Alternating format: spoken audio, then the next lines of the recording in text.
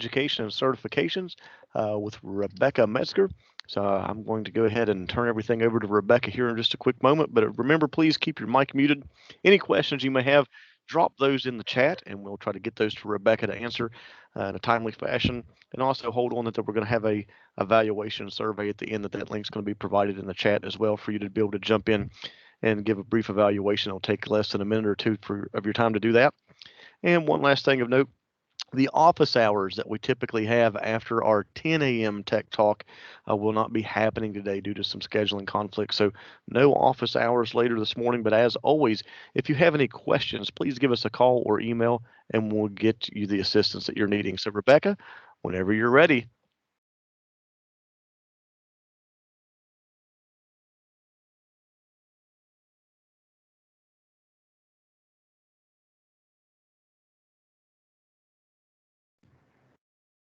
Good morning. My name is Rebecca Metzger, and I'm the West Virginia Adult Education Coordinator for Professional Development and Distance Education with Mountain State Educational Services Cooperative. I made a PowerPoint to go along with some of the things I was going to cover today, but of course, as of like 15 minutes ago, I can't show it, so I did post it in our chat. So I hope that maybe you can access it there. Let's see, Sean Cook joining us. Good morning. Nice to see a familiar face. Hey, good morning. Hey, good morning. I could talk all day about distance education, so it was a little challenging to try to narrow it down to 30 minutes, but I did want to focus on just a couple things. For distance education, that we have three different types of models that we go by. That we have a time clock verification model, that our software generates a time management report, and we can see when students log in and log out of the system. We can also see if they have idle time, and sometimes with previous software that we had, sometimes idle time could be a couple minutes to a couple hours. So this is very important as far as tracking the distance education proxy hours. Another model that we have is the teacher verification model. And this is when students complete work and the teacher verifies what they've completed and assigns time to them. And our last model is the learner mastery model. And this is where a student may complete study assignments, worksheets, workbooks, or watch videos, and then they take a test at the very end, and that's how they demonstrate that they have mastered the content.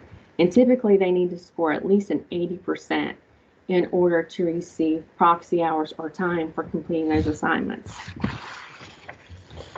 Initially, before COVID, the focus of distance education was really to help students overcome barriers. You know, in our state, there's a lack of transportation, for more rural students. They also, due to financial limitations, may not have access to a car. There may not be public transportation. A lot of our students are caring for children, and some of them are caring for parents too. So distance education kind of focused on trying to reach those students so they could continue to learn. Typically, if you refer to the handouts, there is a list of online distance education products. Edgenuity is a big one for me. It's one of my favorites, and that is because it has over 30 CTE courses available, from building construction to the food industry to even teacher education.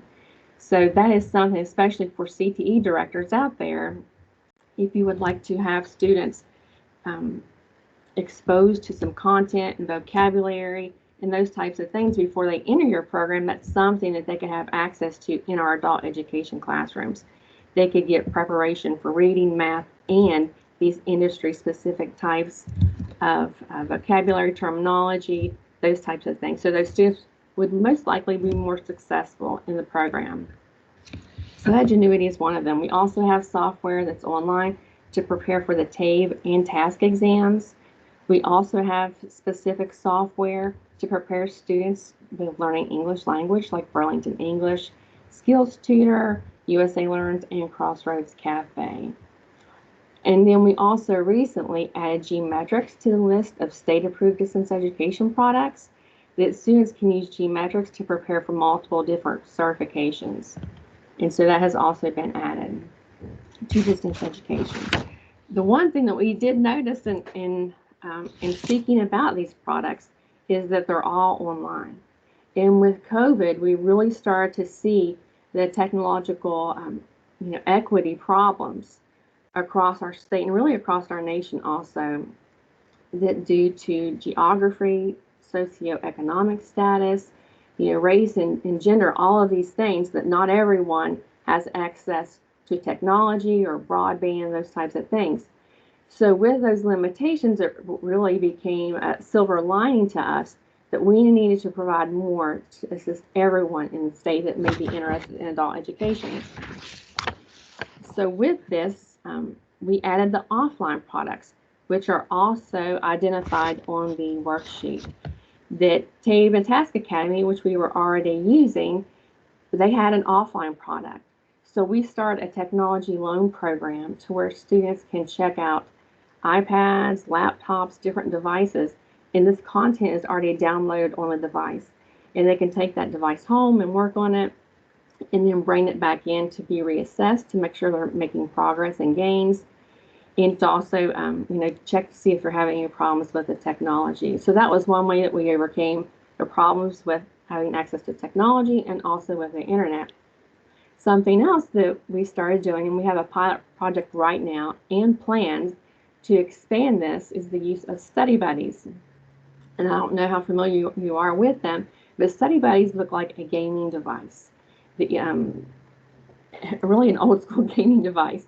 They've been used in prisons and in jails before, but with them, there's no access required for the internet or Wi-Fi. And there's actually it looks like a gaming cartridge that goes into the top of the device, and students can prepare for the task and TABE and also focus on other academic areas as well.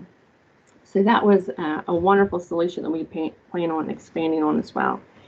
And then we also started using, to provide more equity across the state, paper packets.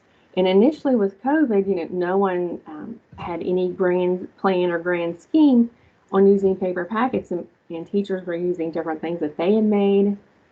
They were using different copies, workbooks, worksheets, teachers pay teachers. They were getting creative and doing whatever they could to help serve students from a distance.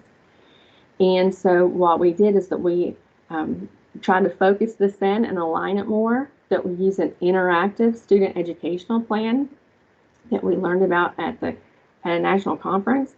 And with this plan, that we can enter the TABE assessment scores and identify from certain workbooks what pages students specifically need to be assigned.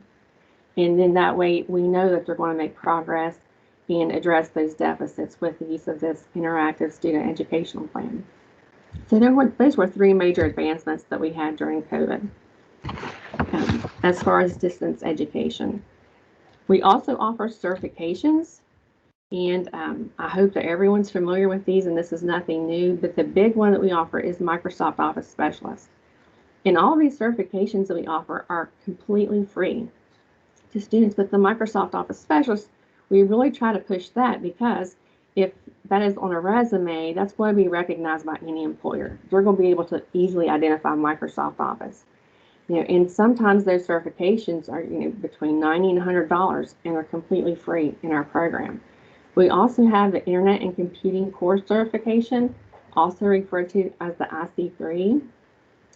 We also encourage students to obtain this certification, even though it may not be as recognizable to an employer, because it's learning the very basics of key applications like Word, Excel, and PowerPoint. It's just touching a little bit on so many different things. And it also, another component is basic computer fundamentals as far as storage and taking care of the equipment, and also basics with email, online storage, those types of things for living online. So that's also another valuable certification to have. We also offer Intuit QuickBooks certification. Not very many people take us up on that, but we do have several students throughout the year who earn that certification. And then we also, in cooperation with Tammy Maynard at the Department of Education, we offer ServSafe certifications to students. The very last part that I wanted to cover that's on the handout is about just certificates that we have. And throughout COVID, that we have also transitioned to making those distance education options also. That through the customer's eyes is a customer service certification. in any profession, whether it's nursing, education, working with the internet, no matter what it is, we can all use customer service skills. And so with this certification, we don't, sell it or explain it as, it's not an administrative assistant only certification. That it really focuses on, a customer is not a one-time experience, that when you provide customers with the services they need, that's a lifetime of service. And it can be thousands of dollars over the course of the life of a business. It also focuses on how to handle difficult customers. And we could all use, help and some guidance on how to deal with difficult people in our lives, in addition to with work. So there are actually two customer service certifications that we offer. The first one focuses on the goals of customer service, dealing with difficult people, and working together as a team. And the second one focuses on more specific skills like communication and phone skills and sales skills. We also encourage our students to earn the West Virginia Welcome Certificate, especially in our ESL programs. That even though it's a very short certification, a lot of times students in our programs haven't had a lot of positive experiences, that maybe in their previous education they've never earned any type of certificate or certification. So one thing is that, in addition to the information that it provides on providing good hospitality, addressing the stereotypes in our state, and besides that content, it's also like a little stepping stone for the self-esteem for the student. And we like to build on that in the program. And so that's the West Virginia Welcome Certificate, and it's also free. We also have the Bringing Your A Game Anywhere program that before COVID, it was actually a curriculum set that was 40 to 60 hours. And through COVID, they've changed it to an online program, Bring Your A Game Anywhere, and that students can earn the Certificate of Work Ethic Proficiency. This curriculum addresses 7 A behaviors, and by A, it just means that they start with the letter A.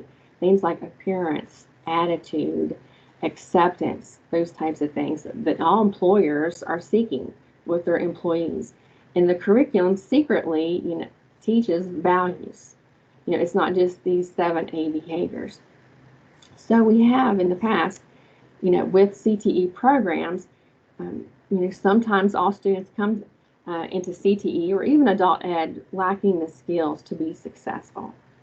So ideally, a way to partner with an adult education program is that students before coming to CTE could enroll in adult education and go through this Bring Your A Game course. That way, when they come to you, they're going to be on time. They're going to be able to develop a schedule and follow it. They're going to complete their homework assignments. When they show up, they're going to have an attitude. They're going to be ready to learn.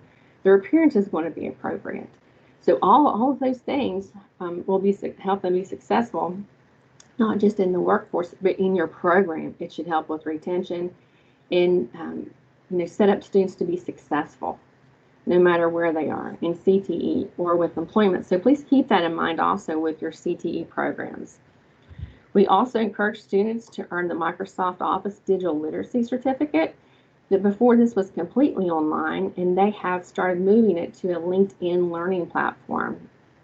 And I know even when myself, that I looked at some of the LinkedIn videos, that they were going so fast. And with this Microsoft Office Digital Literacy Certificate, it's the very basics of using a computer and email and those types of things. So they still have their offline curriculum available, and so that has been downloaded, and we have it in a Schoology course, and our teachers actually issue the certificates. So that, again, where it's got those buzzwords in it, Microsoft Office, that would be something that an employer would recognize, that someone is digitally literate. The difference with the Microsoft Office specialist is that someone has a lot of competency. The last certificate on here is Computer Essentials, and that's actually one of our distance education online programs, and that students can use it to prepare for the IC3 because they are aligned, and that students can earn a certificate of achievement. So within these different certificates, there's actually a little progress or progression that someone with 0 computer skills could come into the program, work on their Microsoft Office Digital Literacy Certificate, Then they could move on to Computer Essentials. Then they could move on to even earning an IC3 certification and an MOS certification. So there is a progression or stacking credentials, sometimes that it's referred to as that. And sometimes students, it's not on the list that we don't formally offer it, but we work very closely with the Spokes program. And if someone comes to the program interested in Adobe products, that we work with the Spokes program, with using their products and software and the different resources that they have, and help students earn Adobe certifications as well. So if someone's really wanting it, we really work our best to try to help them get what they need to help them be successful. And that was a very quick overview of distance education and certifications. If there are any questions, I'll be happy to take them.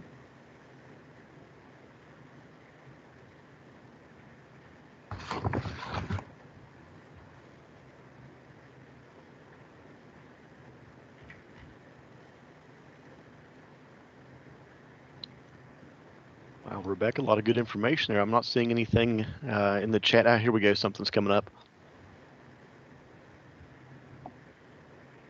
Oh, just a great job. And again, yes, a very, very great job on Rebecca's part. So thank you so much for that. Everyone, thanks for jumping in. If there's no questions for Rebecca, then we'll go ahead and begin getting close to wrapping some things up. Elisa just put the evaluation form. It's in the chat. You also have, if you scroll up to the top of the chat, the talking points and the PowerPoint, everything that Rebecca went over. So anything you need for that information is there.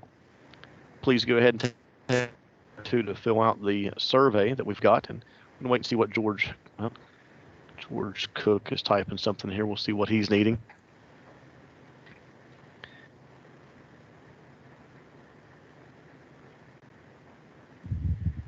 The PowerPoint, George, if you just scroll up right there in the chat screen where you just typed in that question, when people type things in or other things jump into the meeting, it kind of moves everything up. So if you were to just move your mouse cursor to the right there and scroll up to the top of the chat, you're going to be able to see where Rebecca and Alyssa dropped those PowerPoints in there for you. So just scroll up to the top of the chat conversation and you'll be able to find those. There's no other questions or comments. Again, thank you all for joining us for this Tech Talk. And don't forget, we've got another one.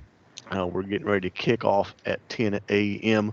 on the Weavis snapshot screen. So those of you that will be coming back in a few minutes, we'll see you again.